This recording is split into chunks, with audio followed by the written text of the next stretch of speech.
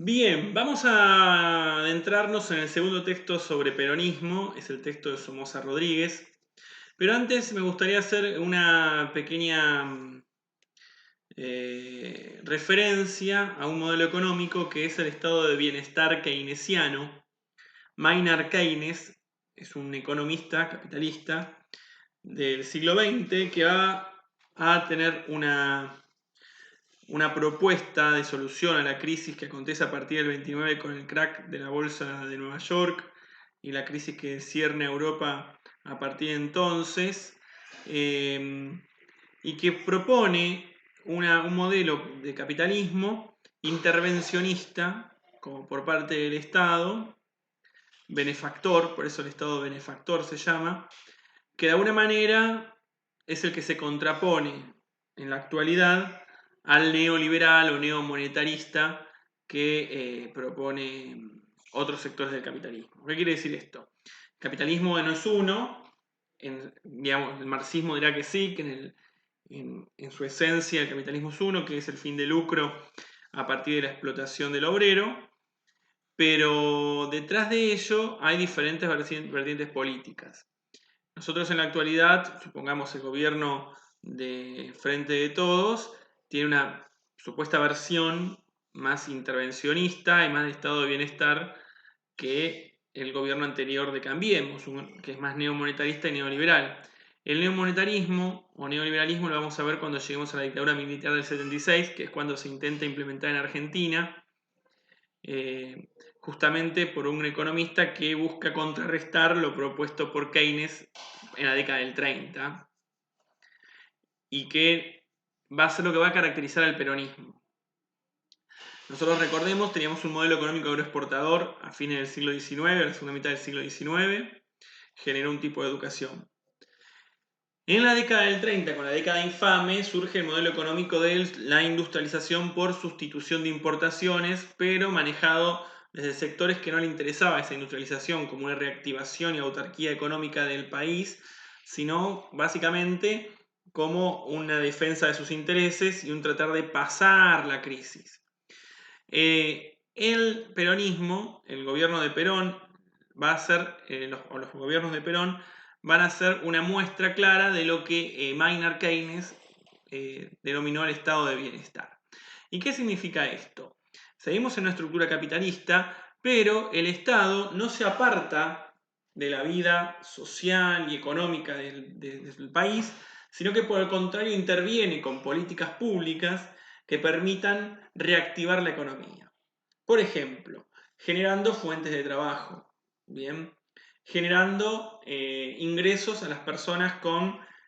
bueno, ¿se acuerdan de momento los planes trabajar? Ahora tienen otros nombres, pero no son tan claros en esto de le pago un pequeño sueldo a una persona para que haga actividades muy sencillas. Bueno, la idea es darle plata a la persona para que inyecte plata en el mercado y se reactive la... Dando, por ejemplo, subsidios a las pymes. Bueno, también interviene en educación, o sea, un Estado que invierte, ¿no? En los diferentes estamentos del gobierno. Diferente es el neoliberalismo que vamos a ver, que obviamente busca que el mercado regule, eh, regule la... Tengo una cosita ahí y no me incomoda. Bueno, que el mercado sea el que regule la economía. Quiere decir esto, que el Estado se aparta y deja que las fuerzas del mercado, que supuestamente son invisibles, pero en realidad son los grandes sectores de poder económico y hegemónicos, bueno, van marcando los pulsos de la industria, de la economía de un país. La contraposición es el Estado interventor. Bien, cuando se habla de gasto público, bueno, obviamente en Argentina vamos a tener un gasto público mayor cuando se invierte en educación, se invierte en salud, no se busca privatizar, se generan puestos de trabajo, también subsidios o subvenciones o lo que fuese. Todo eso con el objeto, decía Keynes, de reactivar una economía que estaba muerta. Recuerden que habíamos dicho, cuando vimos lo que aconteció con la crisis del 30, los mercados se habían retractado, cada economía se defendía a sí mismo, entonces no importaba, trataba de solventar a sí mismo sus productos, entonces lo que había para reactivar, lo que decía Keynes es, bueno, el Estado tiene que intervenir generando gasto para que eso active la economía. Bueno, el peronismo va a hacer eso, bien, entre otras cosas, va a ser un estado de bienestar, va a ser el primer estado de bienestar de Argentina y uno de los primeros de Sudamérica. Pero es el momento histórico, ¿no? Muchos países del mundo tenían estas políticas intervencionistas. Y en el peronismo va a ser muy fuerte porque también va a generar toda una movilización social y una movilidad social sin precedentes en la historia del país. Como decíamos, sobre todo el ascenso de las clases populares e invisibilizadas. No quiere decir que Perón fuese un defensor extremis de los derechos humanos y demás, no porque no sea así o porque lo haya puesto en duda él, digo no, porque hay situaciones a las que no llegó su acción como pueblos originarios y demás, pero estamos hablando de algo que pensemos que recién se va a empezar a dar rol y espacio a la mujer en un montón de cosas, en la década del 40 en Argentina, otras tendrían que esperar largos años más. Bueno, antes entonces, esto es para decir que de vuelta tenemos un Estado o una educación que va a estar de alguna manera ligada al modelo económico. Si vamos a tener un estado de bienestar que va a reactivar, busca reactivar la economía y también va a intentar industrializarse, bueno, va a ser la primera vez, diría Tedesco, que la educación va a cumplir no solo una función política, porque la va a tener, la vamos a ver con Somoza Rodríguez, sino claramente también económica. Bien, estamos formando técnicos especializados, buscamos formarlos para tener un cuadro de personas que puedan pensar en el desarrollo industrial del país. Bien, eso es un poco en un panorama muy general. Vamos a Somoza Rodríguez, recordemos que venimos de Dussel. Dussel hace este planteo muy claro de la ampliación de derechos, bien, en educación con el peronismo, muestra el cambio del significante de educación por educación popular, una educación integral con estos elementos que ya nombraba, con las acciones, subvenciones y demás, subsidios, becas que había, con inversión, con un recorrido desde jardín hasta la universidad para el obrero, que siempre estuvo ausente del sistema escolar, con una currícula y con un espíritu que buscaba transformar ese enciclopedismo. Bueno, muchas cosas que veníamos viendo con Dussel y Pinot. Bueno, ahora vamos a ver desde otro punto de vista con Somoza Rodríguez, que va a tener una posición distinta. Por ejemplo, ustedes van a, bueno, yo no tengo mi texto es otra edición. A mí me hubiera gustado, tendría que haberlo, perdónenme, tenía que haberlo visto con antelación. Sería ver una. A ver si en la página 8 o 9 del texto está esto que yo quiero compartirles, como para mostrarles desde dónde, digamos, como muy fuerte lo que plantea Somoza Rodríguez, que él va a decirlo claramente.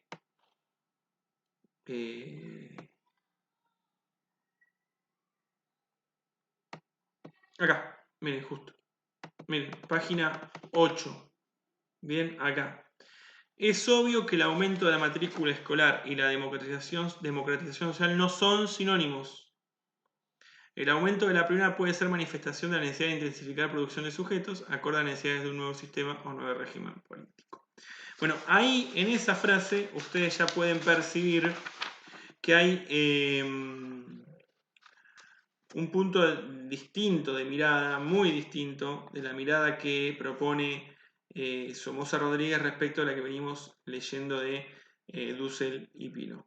Fíjense que después dice, incluso el aumento de la escolarización puede ser instrumento de control social utilizado por las élites dirigentes para contrarrestar los efectos de una democratización real del sistema político, producida, por ejemplo, por la ampliación del derecho del sufragio.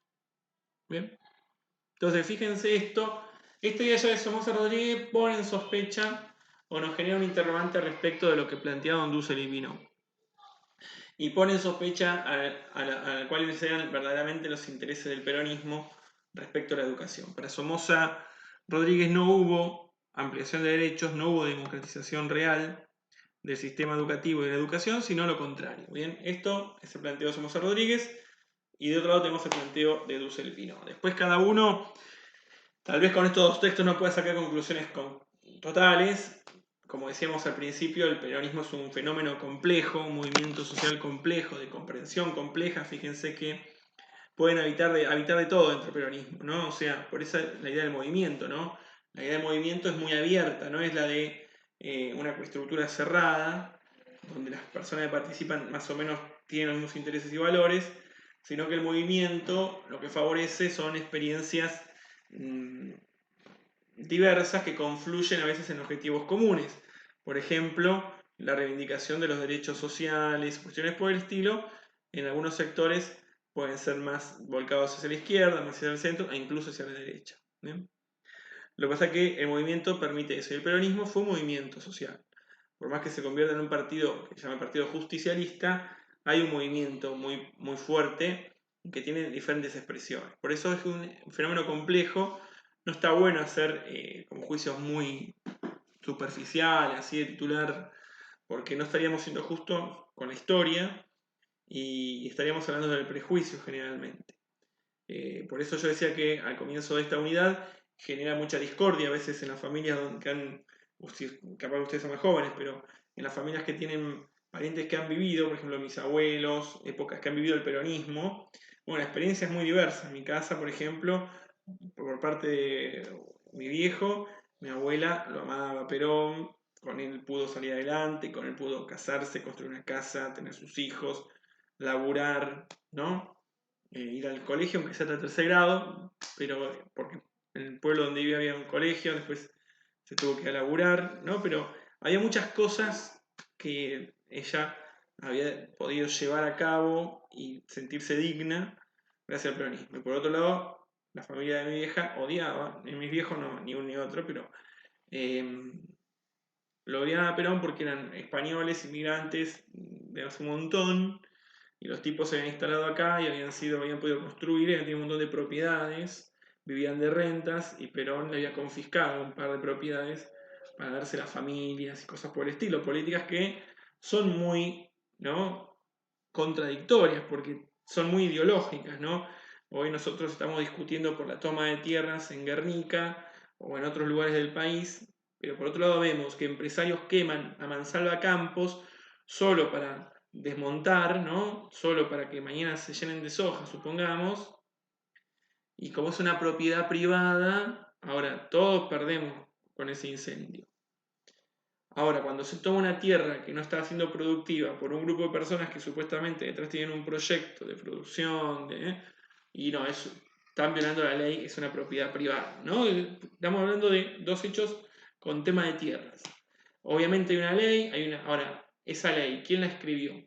¿No? Digo, lo estamos problematizando. Generalmente la ley se la describen los ganadores, los vencedores, ¿no? O sea, aquellos que tienen el poder. ¿Quién le puso nombre a las tierras de Argentina? ¿No? Recuerden, nosotros en la Patagonia tenemos que tenerlo con más claridad esto que en ningún otro lugar, que toda la conquista del desierto, esas tierras se repartieron entre 3 o 4 tenientes, coroneles y 3 o 4 llegados del gobierno en el momento, y tenemos extensiones de tierra tremendas que se han ido vendiendo, y si vemos lo bien en las tierras de la Patagonia, bueno, hasta damos cuenta que hay extranjeros con tierras muy ricas y que las han entregado a argentinos que también son muy ricos y que tienen extensiones que nunca han llegado a recorrer en su vida. Entonces, bueno, el tema de la tierra es muy, pero muy espinoso, pero entonces acá también es donde tenemos que ver, ¿no? Desde qué lugar nos paramos a mirar el mundo. Por eso lo que miraba mi abuela era muy diferente a lo que miraba mi otra abuela, que su familia había experimentado el hecho de que tengo 20, 15, tengo 10, 12 propiedades y me sacan una casa porque se la quieren entregar a otra familia o por lo que fuese. Bueno, desde ese punto de vista es horrendo. Desde el punto de vista de aquellas personas que trabajan toda su vida pero nunca les va a dar el sueldo para alcanzar a tener su propia casa o una tierra para poder trabajar porque las condiciones de trabajo siempre son infravaloradas, si trabajas la tierra te explotan, bueno, esas políticas son como de redención, ¿no? O sea, viene alguien que nos dice, bueno, reconozco que vos laburas tanto como el tipo que vive de rentas o más, te voy a dar esto. Bueno, es todo un tema súper, súper discutible todo, pero fíjense que si en algún lugar se va a originar la brecha que estamos hablando hoy es probablemente en este momento histórico. ¿Bien? O finalmente en el 55 con la Revolución Libertadora que va a derrocar a Perón, donde el odio va a aparecer en Argentina fuertemente, fuertemente va a aparecer la política del odio. Vamos a ver, Puigros va a nombrar algo de esto. Esta idea de proscribir tendrían que leer Operación Masacre de Rodolfo Walsh, que habla de ese momento. Es increíble, ¿no? Las cosas en Argentina, y después nosotros livianamente escuchamos, bueno, los políticos de la actualidad, ¿no? Y los medios de comunicación que simplifican todo tanto. Bueno, este es un momento interesante, es un momento de quiebre para el país. Piensen que vamos a hablar del ascenso de las clases sociales bajas y que una clase media que estaba medio acomodada, que la década infame no había terminado de destruirla, se siente como movilizada, me están tocando el traste, los negritos, los cabezas negras, ¿cómo es? Los cabecitas y demás. Y una oligarquía que descubre que la democracia no le cierra, no le cierra. Pero bueno, Somoza Rodríguez va a hacer un planteo interesante, entonces vamos a entrar de lleno al texto de él ahora, después de esta editorial, digamos. Para la lectura del texto de Somoza Rodríguez, el texto va y vuelve siempre sobre varias ideas, no es que sea repetitivo, pero en la presentación hace un recorrido sobre algunas cuestiones, acierto y desacierto del gobierno peronista, o algunos hechos. Puede ser interesante, ahí va a nombrar cuestiones como que que surge de una alianza con los sindicatos de las Fuerzas Armadas y la Iglesia Católica. Va a hacer mención al tema de cómo la doctrina justicialista se va llevando a convertir en una doctrina nacional. Entonces esto ahí donde va a trabajar esta idea Somoza Rodríguez como de adoctrinamiento que existe en el país. Surgen nuevos sujetos políticos en el diálogo, en la sociedad, los desposeídos, los obreros, los cebollitas, los descamisados, va a contar él. Y va a decir también surgen las mujeres, miren qué loco, ¿no? O sea, las mujeres empiezan a adquirir y ejercer derechos políticos, cosa que en ese momento no era común ni posible. Bueno, entonces va a narrar algunas cuestiones que me parece que puede ser interesante una lectura allí para tener presente de unas circunstancias de hecho. Pero ustedes en la página 5, a ver si se puede comentar esto, no, se puede comentar. Bueno, en la página 5 aquí van a tener estas 5 hipótesis, que son las 5 hipótesis de trabajo del texto de Somoza Rodríguez. Todo el texto se cierne en torno a estas 5 hipótesis y lo que el autor va a desarrollar de acá en más, no quiere decir que haya 5 títulos, pero todo lo que va a desarrollar de acá en más trata de justificar y argumentar en favor de esas hipótesis, explicarlas. Entonces es un texto que en ese sentido me parece bastante interesante. Uno leyendo claramente estas hipótesis, después cuando va leyendo los diferentes párrafos, lo que puede hacer es decir, bueno, esto hace referencia a tal hipótesis y ya queda claro qué está planteando el autor. Igualmente, algunas cosas marcaremos después, pero yo me quiero detener en las hipótesis y marcaremos algunos momentos de este texto, como hicimos recién en la página 8, con esta idea de que no hay democratización, solo aumento la matrícula. Bueno, ¿cuáles son esas hipótesis? Primero, que todas las prácticas políticas de Perón como conductor del movimiento nacional fueron indisociablemente prácticas educativas que tendían a una subversión cognitiva en los conducidos para consolidar una nueva hegemonía. Todo el texto de Somoza Rodríguez va a tener de fondo, y esto es muy importante entenderlo, la idea del líder de masas, del caudillo legitimado no solo racionalmente porque fue votado Perón, sino que está también legitimado, debería haber carismáticamente, o sea, las personas entienden que es su benefactor. Una gran parte de la población argentina entendería que es su benefactor, que es su protector. Bueno, para Somoza Rodríguez va a ser muy importante trabajar constantemente esta idea del líder, del conductor, de que pareciera que todo alrededor de Perón lo que busca es erigirlo como una figura casi divina.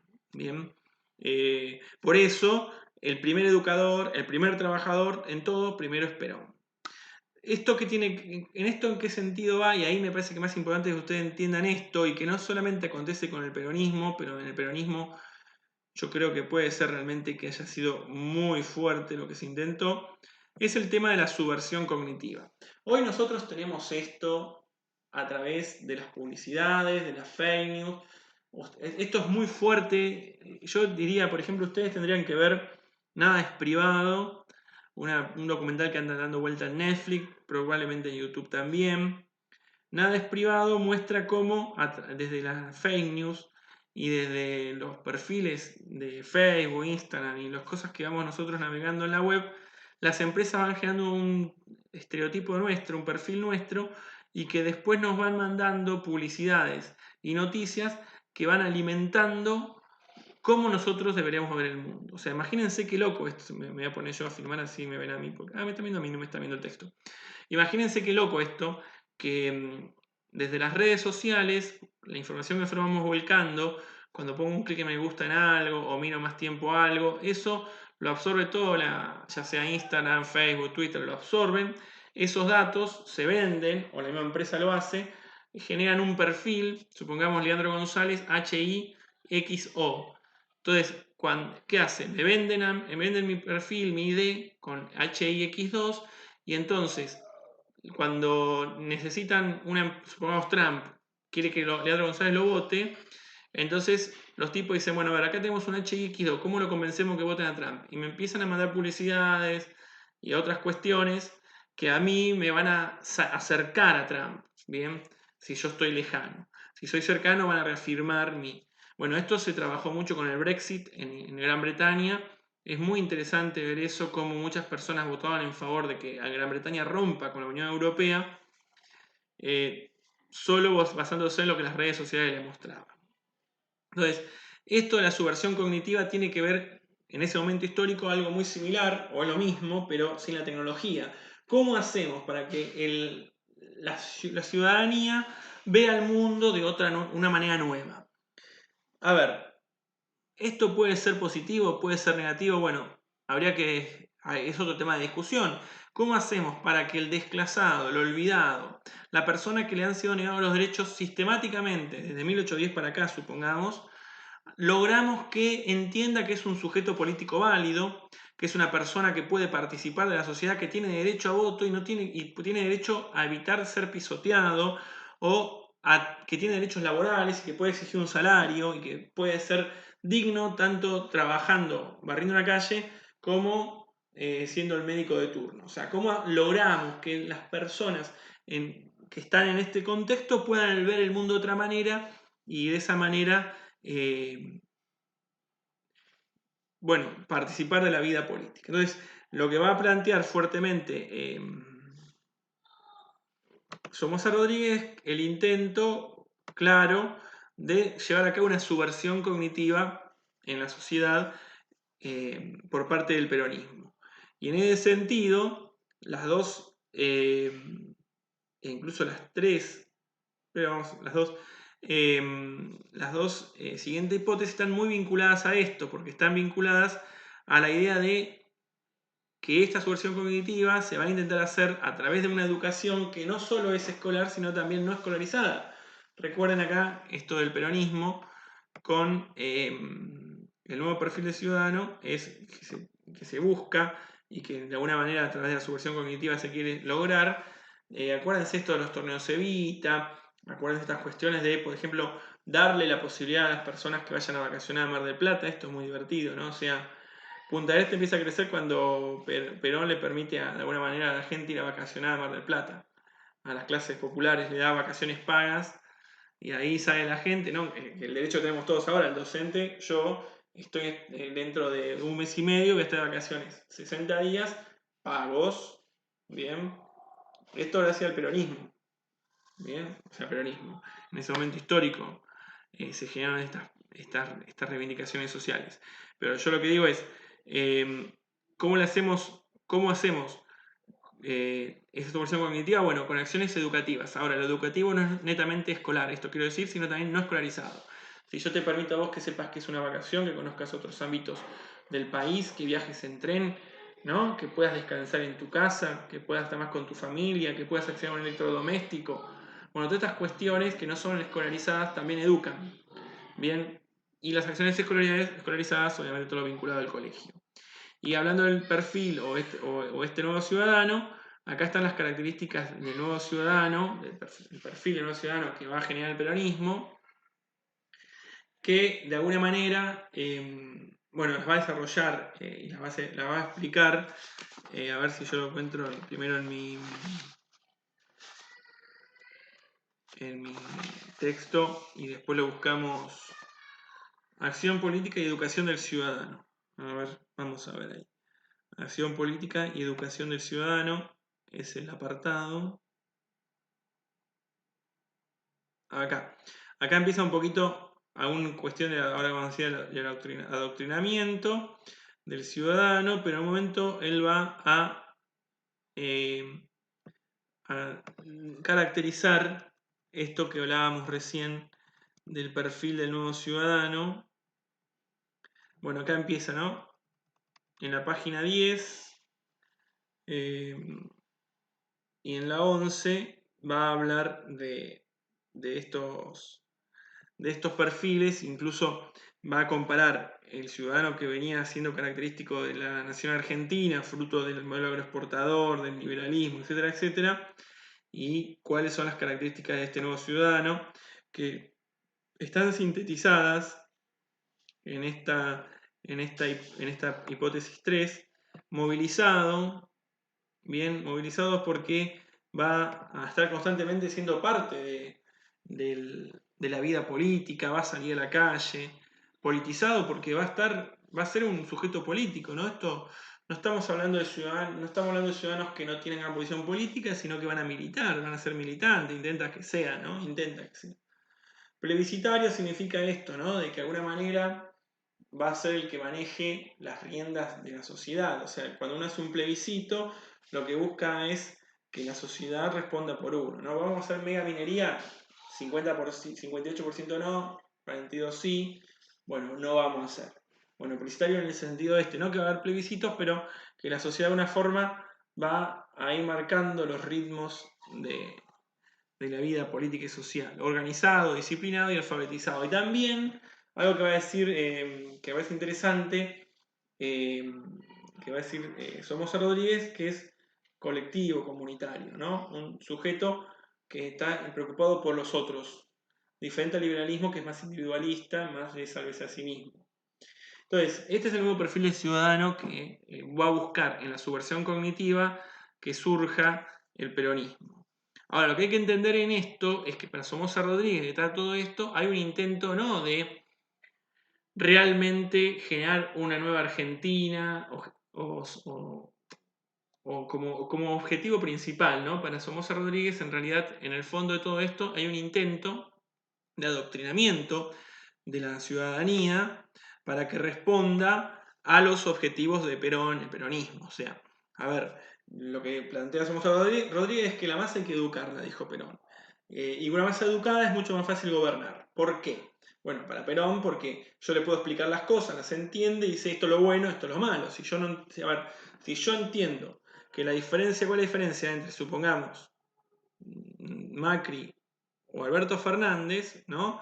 Digo, bueno, a ver, ¿a qué interés responde? ¿Este a qué interés responde? Si yo entiendo claramente eso, no necesito fumarme TN o fumarme Página 12 o C5N que me digan qué tengo que votar. Si yo sé cuáles son las características de los dos, a qué intereses representan, porque estoy formado, estoy educado, bueno, voy a elegir al candidato que más siento que me convenga.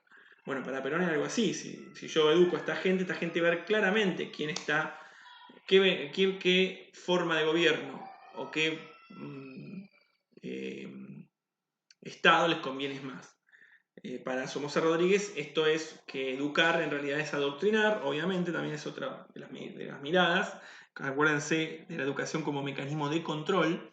Y entonces adoctrinar significa yo lo formo para que vea el mundo de esta manera, por esa subversión cognitiva, y elija este camino. No lo estoy ayudando, no lo estoy poniendo de pie para que sea un ser autónomo, sino al contrario, le estoy haciendo ver el mundo de una manera, lo estoy adoctrinando. Entonces Somoza Rodríguez va a ser muy claro en esto. Entonces está bueno que ustedes lo vayan descubriendo, lo vayan viendo, porque me parece que es interesante también como elemento de discusión con lo que plantea Dussel y Pinot. Y acá habla un poquito de la hipótesis que vimos hoy.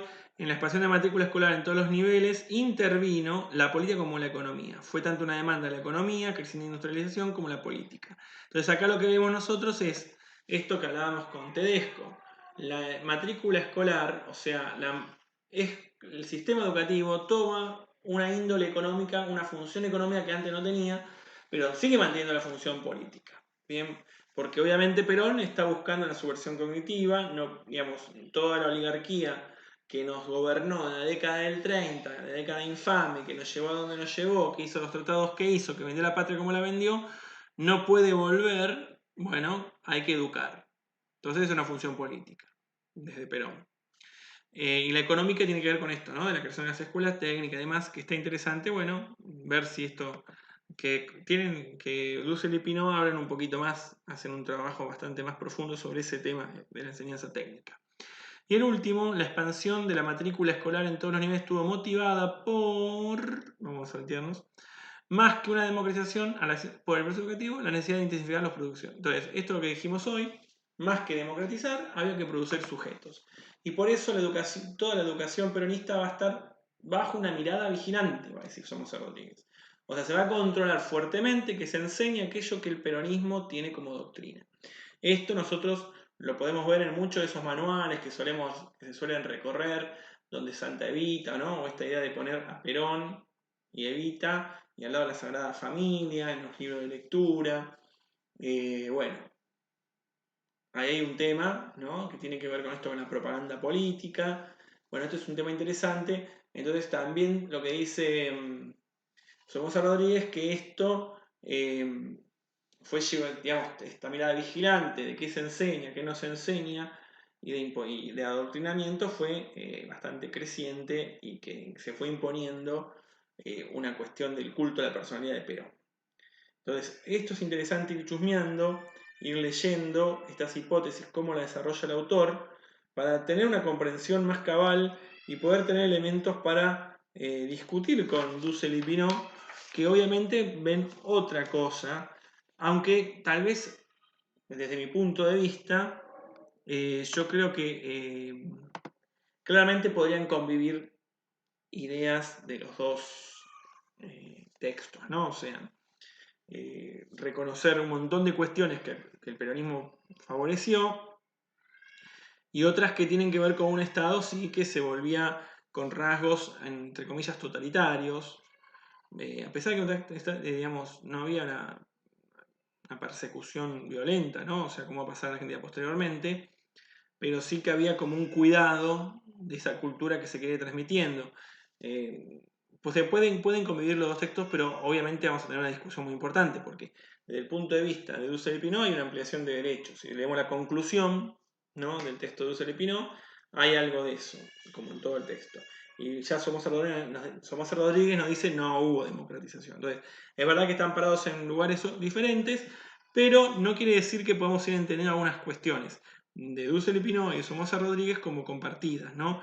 La subversión cognitiva no es que es algo malo, existe como proceso sociopolítico, ideológico. Bueno, el tema es con qué objetivo, qué acontece. Entonces ahí podemos ver si el peronismo lo hizo de un modo u otro. Bueno, esas discusiones sí se pueden dar. Bueno, yo, digamos, mostrarle más partes del texto es como redundar en lo que venimos diciendo. Fíjense lo que decía yo hoy. Nosotros vamos a tener acá el liderazgo pedagógico y acá va a hablar un poquito de esta cuestión del sistema educativo y de cómo Perón se convierte en esta idea del líder, se presenta como una cuestión del líder. A ver qué otra página me gustaría que ustedes no se pierdan. Bueno, pero hay mucha explicación, hay mucho texto de lo que Perón da de discursos de Perón. Esto también para tenerlo presente. No, pero a mí me parece. Y después, lo de subversión cognitiva, tal vez, si lo quieren leer un poquito más, el tema de la subversión cognitiva, ustedes lo pueden encontrar. Hay una. Antes de la hipótesis, las 5 hipótesis, en la segunda, a ver si lo encuentro, se dice algo en la segunda carilla.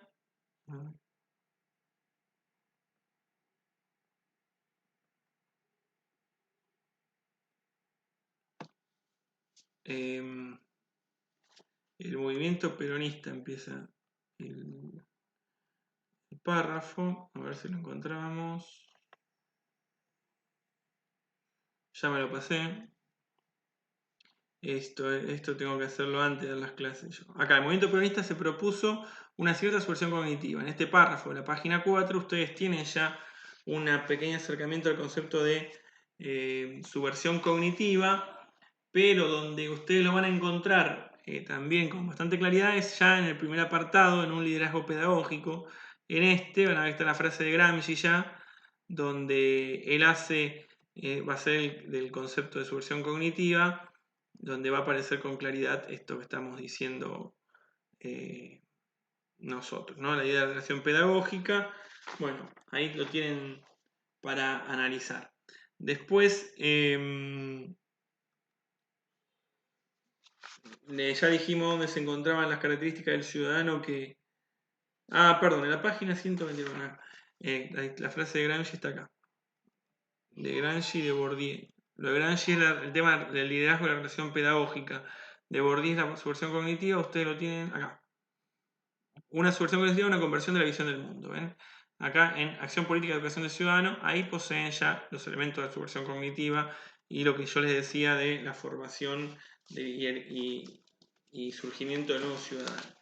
Entonces, bueno, me parece que es muy importante que ustedes tengan estas dos miradas sobre peronismo, que puedan ir como teniendo sus propias, aunque sea acercamientos.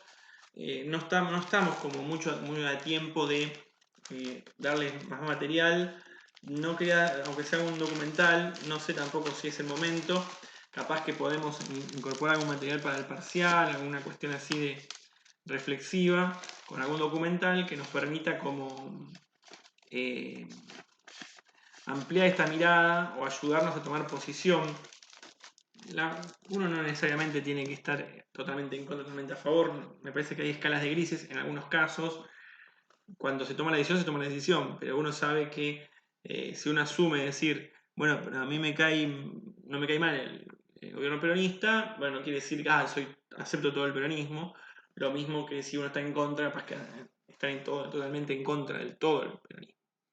Digo esto porque también es importante ir posicionándonos, como lo venimos haciendo, primero con el siglo XIX. Lo que pasa es que nos vamos acercando a cuestiones mucho más cercanas de nuestra realidad, es más difícil distanciarse y empiezan a acontecer cuestiones emotivas, ¿no? El vínculo afectivo, o sea, un padre, una madre, un abuelo, un tío, que nos vemos algo y a veces es muy difícil hacer esa generalización del concepto más allá del vínculo afectivo con alguien que me hace pensar determinadas cuestiones de un tema. Bueno, con el peronismo va a pasar mucho. Con la dictadura suponemos que todos tenemos una misma mirada, pero no es así siempre, ¿no? Hay personas que todavía entienden como un proceso válido el de la reorganización nacional de 1976, pero ya es mucho más cercano, ni hablar si tenemos que hablar de educación macrista y kirchnerista. Bien. Entonces, por eso la cuestión afectiva a veces nos va a interrumpir la forma de ver claramente algunos procesos cada vez cuanto más cercanos a nuestro tiempo estén. Bueno, así terminamos la unidad de peronismo. Pronto tendremos una clase de Puigros que va del 55 al 75.